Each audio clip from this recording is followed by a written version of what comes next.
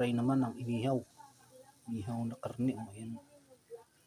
Ihaw natin.